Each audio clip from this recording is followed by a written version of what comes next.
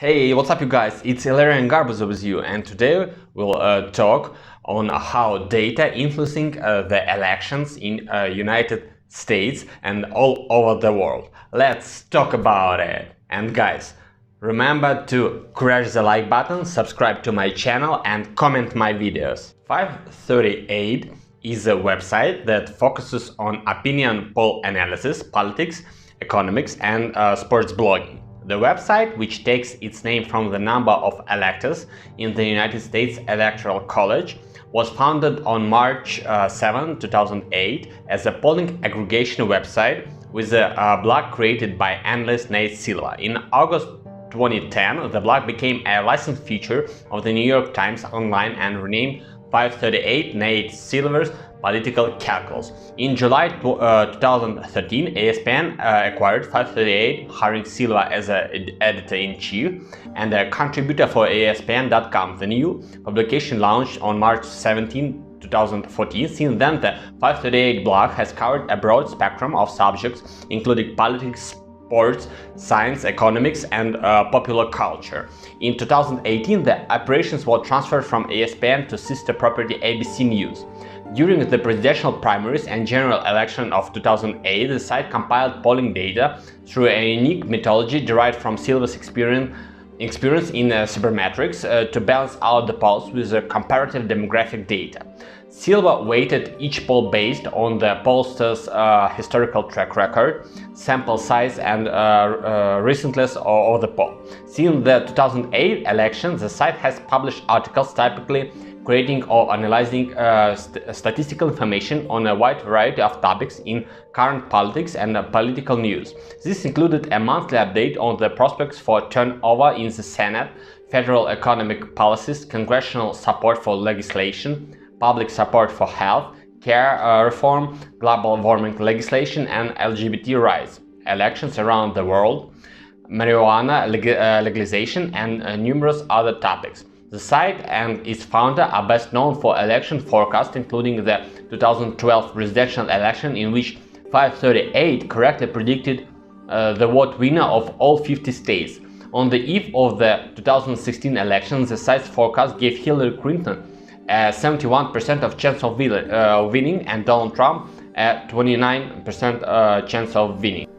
So guys, let's explore together how 538's 2020 presidential forecast works and what's different because of COVID-19. So we know that the forecast of the 538 is one of the best in the world, and it's based on polls. And but it was wrong in 2016.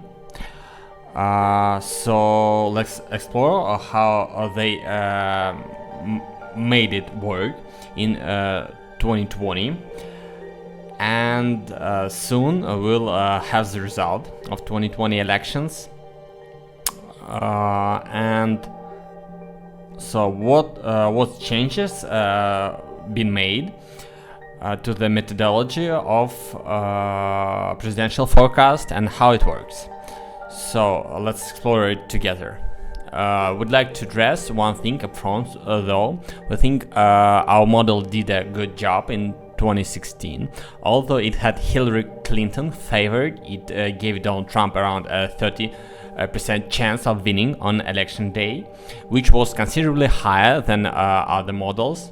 Moreover, the reason the model was more bullish on Trump than other forecasts, such as detecting a potential overperformance for Trump in the Electoral College, proved to be important to the outcome. Also, we found that 538's models, including election forecasts since they were first published in 2008, have been well calibrated over time. Candidates who our models claim have a 30% chance of winning really do win their races, about 30% of the time, for example.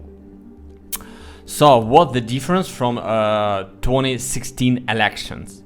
In the end, our model still isn't that different from 2016's, but let's run through the list of changes After that, we'll provide a front-to-back description of how our model works.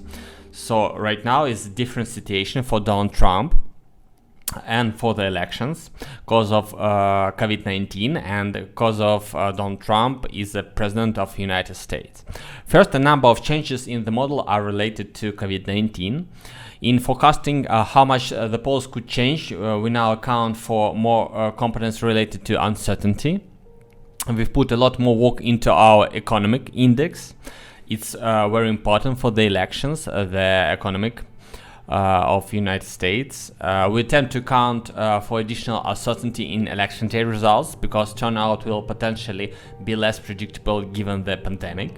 We allow COVID-19 to be a factor in determining covariance, that is to say states that have had high rates of COVID deaths and cases could have correlated outcomes. Likewise, we also consider covariance based on a state's anticipated rate of mail voting. With the party conventions being substantially scaled down and largely held virtually, we are applying only half of the usual convention bounce adjustment. Other changes fall more into the category of continual improvements we're making to our model that aren't directly related to COVID-19. Since 2016, we've made various changes to how our polling averages are calculated. We now account for changes in how easy it is to vote in each state, as empirically this yields higher turnout and higher share of Democratic votes. The model is now more careful around major events such as presidential debates that can have an outsized impact on candidates, and I think the debates in this year would be hard. We're running only one version of the presidential model this year. Things are complicated enough in an election held during a pandemic without getting into polls only and polls plus forecast. So the rest of how our model works involves three major steps, and we'll go through it right now with you guys. What follows is a pretty detailed walkthrough, but I'll be more circumspect when discussing steps described at more length elsewhere, such as in our 2016 methodology guide. So first of all, we need to collect, analyze, and adjust polls. So FiveThirtyEight take all the polls and make the weighted average and some adjustment to it. I won't go through with it, but you can see the methodology guide. I'll give you the link. So first of all, we need to collect and analyze and adjust polls. So that is easy. They've got their own methodology on how to adjust polls. Step 2: combine polls with fundamentals such as demographic and economic data. So at this step, we need to take fundamentals of the demographic and economic data and adjust polls with this data. They got their own methodology on how to do this. You can see it in the article. I'll give you the link. So we'll go through this.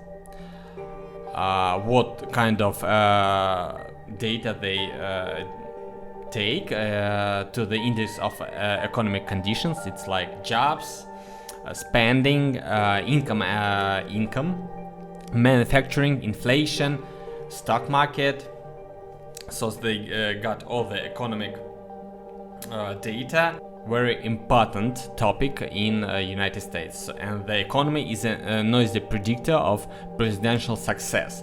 FiveThirtyEight's economic index as of election day since 1880, where a score of 0 reflects an average economy, a positive score a strong economy, and a negative score a weak one.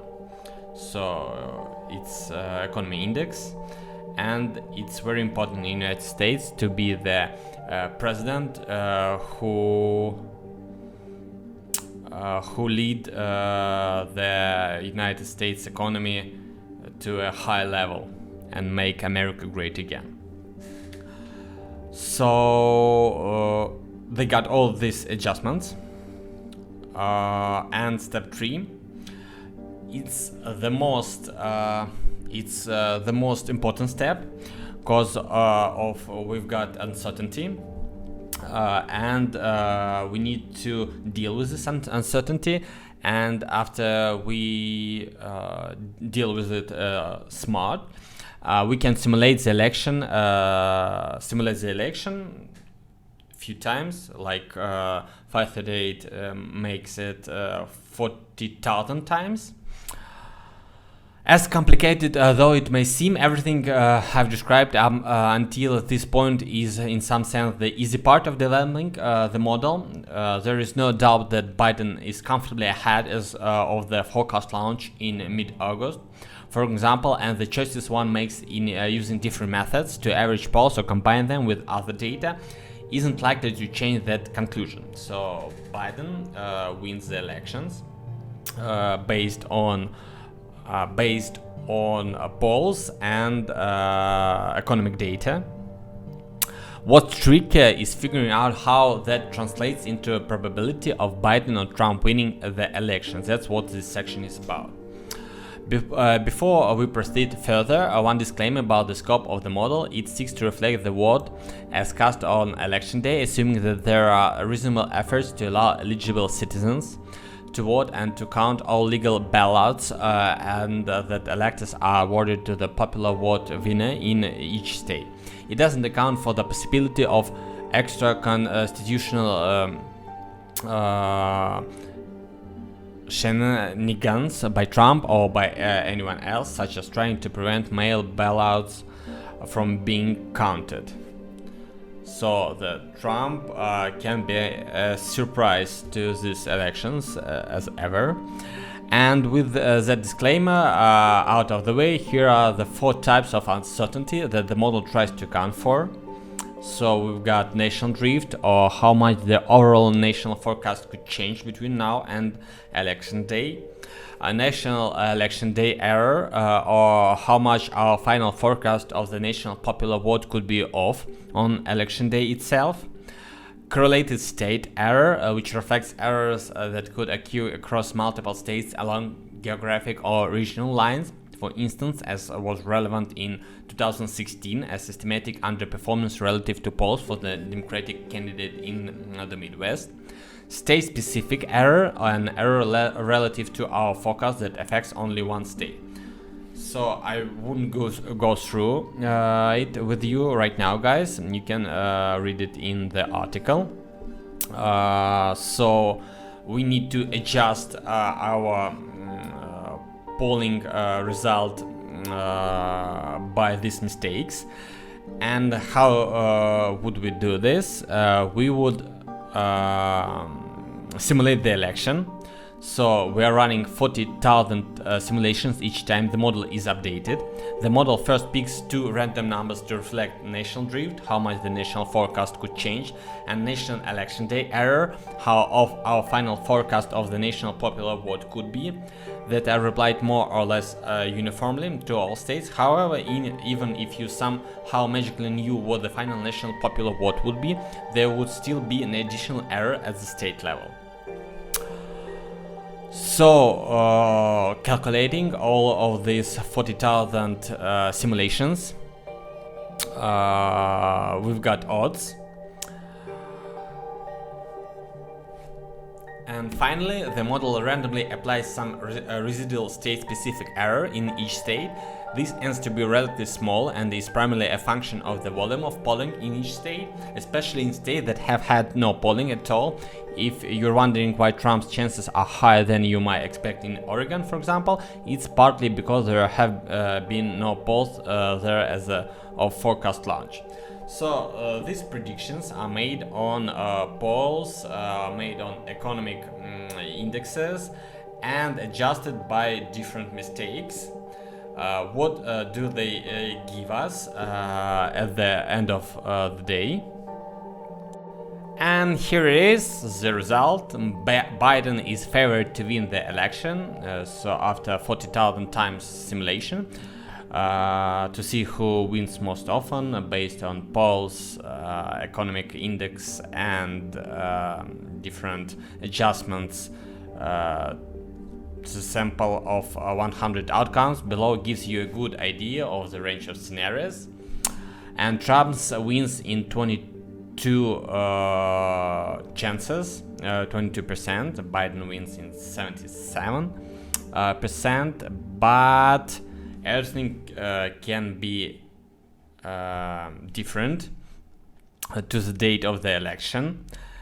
So we'll see how 2020 forecast of 538 would turn how